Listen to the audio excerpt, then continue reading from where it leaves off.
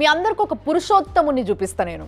ఆడపిల్లల చదువుల కోసం పాటుపడుతున్న ఆదర్శ మూర్తి, చిన్న పిల్లలకి ముద్దుల మామయ్య, ఆపదలున్నోళ్ళకి ఆపద్ బాంధవుడు, భయంకరమైన దైవభక్తి, బీభత్సమైన దేశభక్తి, న్యాయదేవత నీడల లా చదువుకున్నాడు. ఇవన్నీ చేసిన ఘనకార్యం ఏందో తెలుసా? వాడు ఏ కాలేజ్ నుంచి అయితే లా చేసిండో అల్లనే జూనియర్ అమ్మాయిని సెక్యూరిటీ గార్డ్కి చెప్పి గేట్లు బంద్ చేపించి సెక్యూరిటీ గార్డ్ రూమ్లా దోస్తులతోని కలిసి ఆ పిల్లని గ్యాంగ్ చేసిండు. వీని పేరు మనోజిత్ మిశ్రా. ఈ దరిద్రపు మొకపోడు అక్కడ రూలింగ్లో ఉన్న TMC party student wing president వీడు. ఆ పిల్లని ఫస్ట్ నన్ను పెళ్లి చేసుకో అని అడిగిండంట. ఆ పిల్ల నో చెప్పిందంట. ఆ పిల్లకి ఇష్టం ఉంటే ఎస్ చెప్తుండే కదా, ఇష్టం లేదు కాబట్టి నో అని చెప్పింది.